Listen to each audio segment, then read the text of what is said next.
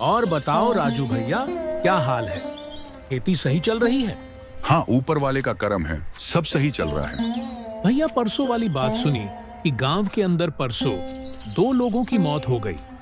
हाँ, सुनी तो मैंने भी है, पर कुछ समझ नहीं आया कि उनकी मौत कैसे हुई। पता नहीं, ऊपर वाला ही जाने। राजू और चिंटू दोनों बात करते करते एक तालाब के पास पहुँचे और उन लोगों ने देखा वहाँ एक इंसान की लाश पड़ी हुई है। अरे देख चिंटू, ये किसकी लाश है? अरे एक और आदमी की लाश, इस गांव में कुछ सही नहीं है। चल चिंटू, भाग यहाँ से।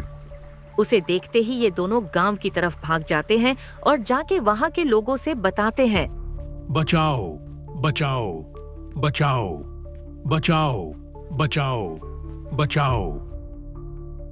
अरे चिंटू भैया, क्या हो गया? क्यों भागते हुए आ रहे हो? अरे वहाँ तालाब के पास एक लाश पड़ी मिली हमें। इस गांव में कुछ सही नहीं चल रहा है। धनवापुरी गांव में एक और मौत। लोग डर के मारे घरों में बंद हो गए थे।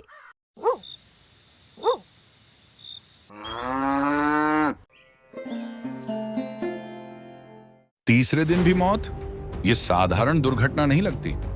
कहीं कोई भूत प्रेत तो नहीं?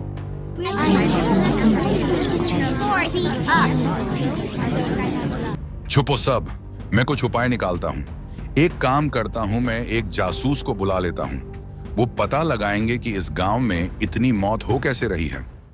हेलो, क्या आप जासूस अर्जुन बोल रहे हो? जी हाँ, मैं ही हूँ। बताओ क्या काम है मुझसे? हमारे गांव में कुछ दिनों से बहुत लोगों की मौत हो रही है, तो क्या आप कल आके देख सकते हैं? ठीक है, मैं कल सुबह धनवपुरी गांव में आ जाऊंगा।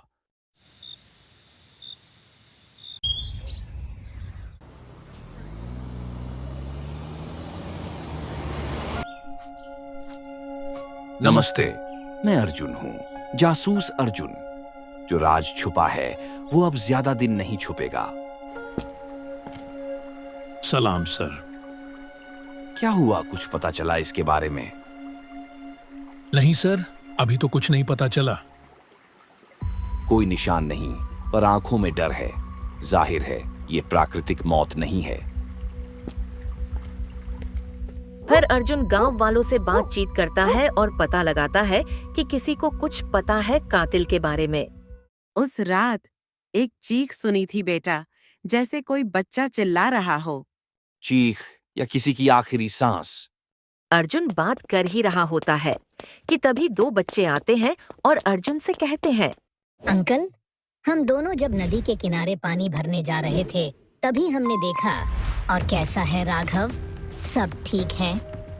अरे ये तो मुंशी चाचा हैं। अरे ये तो मर गए। चल भाग राघव यहाँ से। बच्चे सारी बात अर्जुन को बताते हैं। फिर अर्जुन बच्चों के साथ नदी के किनारे जाके देखता है।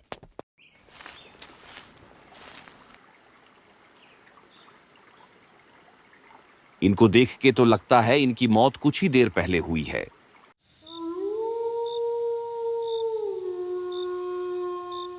अगली सुबह अर्जुन को एक शराबी मिलता है और वो शराबी अर्जुन से कहता है, मैं नशे में था, पर देखा एक आदमी रात में मंदिर की तरफ जा रहा था।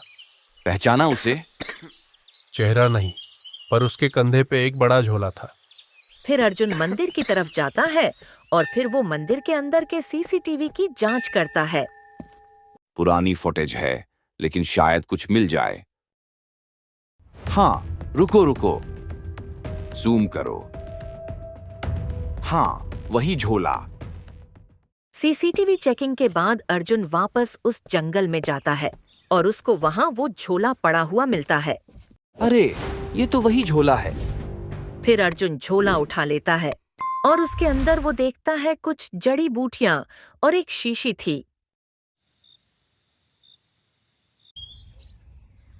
अगली सुबह अर्जुन वैद्य के घर जाता है।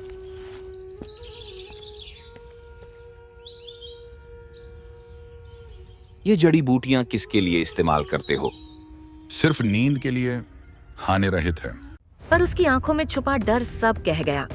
फिर अर्जुन वैद्य के घर से चला जाता है और चलते चलते वो सोचता है, क्यों ना आज रात मैं और गांव वाले वो मंदिर के पास इंतजार करे उस मास्क वाले इंसान के आने का। रात में अर्जुन और गांव वाले छुप के इंतजार करते हैं उस कातिल का। सब लोग तैयार रहना, वो कभी भी आ सकता है।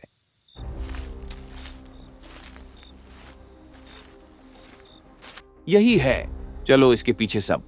अर्जुन और गांव वाले उस मास्क वाले का पीछा करते हैं। रुको, कौन हो तुम? अपना मास्क उतारो, नहीं तो मैं जबरदस्ती मास्क उतारूंगा।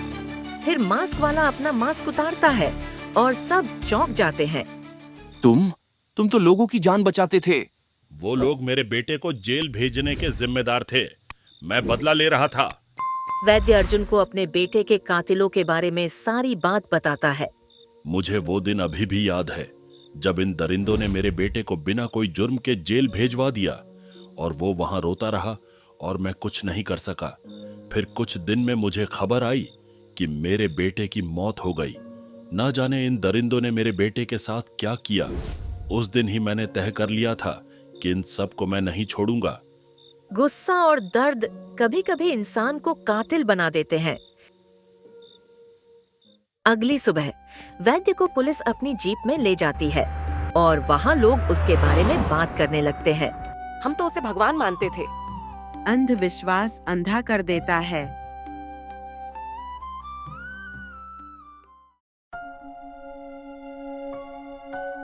Justice is served. अब कोई और नहीं मरेगा। सच छुप सकता है लेकिन बचा नहीं सकता। जितना गहरा राज होता है उससे ज्यादा गहरा होता है सच का सफर।